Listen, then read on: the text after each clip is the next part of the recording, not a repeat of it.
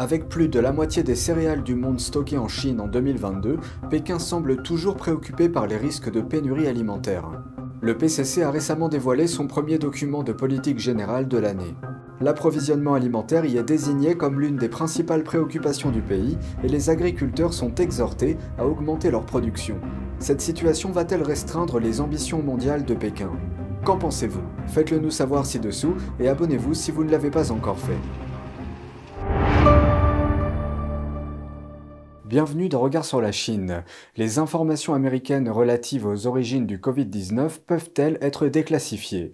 Eh bien, visiblement oui. Un projet de loi présenté par les sénateurs Josh Hawley et Mac Brown a été adopté à l'unanimité. Les deux sénateurs demandent maintenant à la Chambre de l'approuver. Josh Hawley s'est récemment exprimé sur Fox News. Nous avons besoin que la Chambre le valide, et alors nous pourrons mettre cela à plat. Écoutez, il est grand temps, montrons-leur ce que le gouvernement a, que tout le monde voit par lui-même, que tout le monde en prenne connaissance. Le projet de loi s'appelle Loi de 2023 sur l'origine du Covid-19. Il vise spécifiquement à enquêter sur la possibilité que le virus provienne d'un laboratoire à Wuhan, en Chine. Le sénateur démocrate Sherrod Brown a fait une demande de consentement unanime pour le projet de loi. Cette demande a été accordée sans objection. Le consentement unanime permet l'adoption d'un projet de loi sans vote enregistré. Le projet de loi a été réintroduit la semaine dernière après que le ministère américain de l'Énergie a conclu que la pandémie avait très probablement pour origine une fuite de laboratoire. Le FBI est arrivé à une conclusion similaire. Le projet de loi exigerait que l'administration Biden déclassifie toutes les informations que le gouvernement possède sur les origines possibles du Covid-19. À Washington, le président américain Joe Biden est sorti vendredi et s'est approché des journalistes. Il semblait se préparer à répondre aux questions avant de repartir sans faire de commentaires. Et ce, juste après avoir entendu la question d'Iris Tao, correspondante de NTD à la Maison-Blanche, sur l'origine du Covid-19 et sur sa position vis-à-vis de la Chine à ce sujet. Sur l'origine du Covid, tiendrez-vous la Chine pour responsable ? L'Australie pose des limites à la Chine. Le gouvernement australien vient d'interdire à un fonds d'investissement lié à la Chine d'augmenter ses actifs dans un producteur crucial de terres rares. L'année dernière, la société Yuchao Fund a tenté de doubler son investissement dans Northern Minerals Limited, passant d'un peu moins de 10% à près de 20%. Le trésorier fédéral australien a bloqué l'opération mais n'a fait aucun commentaire. Selon le président de Northern Minerals, Yuchao Fund est lié à un ressortissant chinois nommé Yuxiao Wu. Wu possède également des mines de terres rares dans un pays d'Afrique du Sud. Les terres rares sont essentielles à la fabrication d'équipements militaires. La Chine domine actuellement la production de terres rares dans le monde. Elle représente 85% de la capacité mondiale de raffinage. Avec plus de la moitié des céréales du monde dans sa poche, la Chine semble toujours préoccupée par les pénuries alimentaires. Pékin a récemment dévoilé son premier document politique de l'année. L'approvisionnement alimentaire y est désigné comme l'une des principales préoccupations du pays et les agriculteurs sont exhortés à augmenter leur production. Voici la suite. La Chine connaît-elle une pénurie alimentaire? Selon le ministère américain de l'Agriculture, la Chine aura stocké plus de la moitié des céréales de la planète à la mi-2022. Cela équivaut à la quantité que la population totale de la Chine consomme en un an. Ce stock est si important que Washington a accusé Pékin de faire grimper les prix alimentaires mondiaux et de plonger davantage de pays dans la famine. Alors, qu'y a-t-il derrière cette accumulation de stock par le régime communiste? Le professeur Frank Tianchie de l'Université de Caroline du Sud à Aiken a donné son point de vue.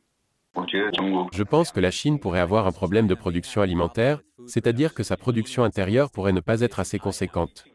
Quant à l'importation de céréales, l'un des obstacles est la flambée actuelle des prix. L'autre est l'inflation mondiale. Sur le plan international, la chute des exportations chinoises entraîne une diminution des devises étrangères, ce qui laisse moins d'argent pour les importations alimentaires.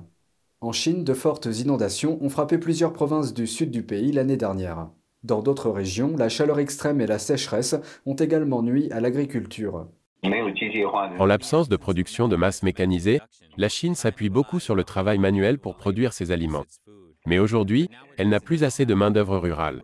Selon un autre expert, Pékin est confronté à des pressions allant au-delà de l'insécurité alimentaire. Il s'appuie pour cela sur le document dit numéro 1 de la Chine, un plan annuel de la politique rurale du pays. Le document mentionne qu'il y a divers changements tant à l'intérieur du pays qu'à l'étranger. Ces rares bouleversements déstabilisent le pouvoir du régime communiste. C'est ce que le document laisse entendre. Dans le même temps, alors que les tensions autour de Taïwan s'intensifient, Li pose une question. Comment Pékin peut-il déclencher une guerre si elle est à court de nourriture ? Au sein du Parlement canadien, une commission demande au gouvernement d'enquêter sur les allégations d'ingérence étrangère dans les élections. Des législateurs ont adopté une motion jeudi après avoir écouté de hauts responsables du renseignement. La motion n'est pas contraignante, mais elle augmente la pression sur le gouvernement du Premier ministre Justin Trudeau, l'exhortant à enquêter pour savoir si des acteurs étrangers, comme la Chine, ont tenté de s'ingérer dans les élections canadiennes de 2021 et 2019.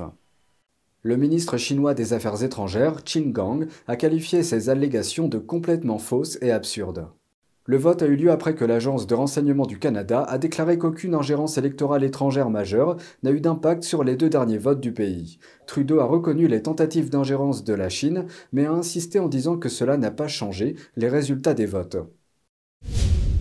Le Canada a intercepté de grandes quantités d'armes interdites en provenance de Chine. Ces armes sont arrivées dans des colis à l'aéroport international de Vancouver sous une fausse déclaration. Ces armes interdites comprenaient des pistolets paralysants, des couteaux interdits et des poings américains. Nous avons enquêté sur l'affaire, puis nous avons émis un mandat de perquisition et arrêté un individu soupçonné d'avoir fait passer ces armes en contrebande. Les autorités canadiennes ont arrêté cet individu et les enquêteurs ont saisi d'autres armes à feu au domicile de cette personne. Au total, ils ont trouvé plus de 1300 armes prohibées. Dans un communiqué, le ministre canadien de la Sécurité publique a déclaré que l'agence prend des mesures à la frontière pour assurer la sécurité des communautés, qu'elle saisit les armes interdites et veille à ce que les criminels soient tenus responsables. Les tactiques d'espionnage du régime chinois ne s'arrêtent pas aux ballons de surveillance. C'est ce que révèle un nouveau rapport selon lequel des pirates informatiques liés à la Chine ont recueilli bien plus d'informations dans le monde. L'entreprise de cybersécurité CrowdStrike a récemment publié son rapport annuel sur les menaces mondiales. Elle identifie les pirates liés à la Chine comme les groupes de cyberintrusion les plus actifs en 2022. Elle indique que les groupes de hackers liés à la Chine ont visé une quarantaine d'industries dans le monde. Environ un quart de ces attaques ont visé des pays d'Amérique du Nord. Adam Myers, le responsable du renseignement chez CrowdStrike, a déclaré, je cite, « À ce stade, ils sont endémiques, ils sont partout ». D'après le rapport, les hackers ont ciblé presque tous les secteurs, du gouvernement à la défense, l'aérospatiale, la technologie, les télécommunications et la fabrication, même le domaine pharmaceutique et les universités. Le rapport désigne également Taïwan comme la région la plus ciblée par les hackers chinois en 2022. En particulier, les organisations technologiques basées à Taïwan ont été largement désignées. Plus de 80% des puces électroniques de pointe du monde sont fabriquées sur l'île de Taïwan. C'est tout pour aujourd'hui, merci d'avoir suivi Regard sur la Chine. On se retrouve demain pour une nouvelle émission. Prenez soin de vous et à bientôt.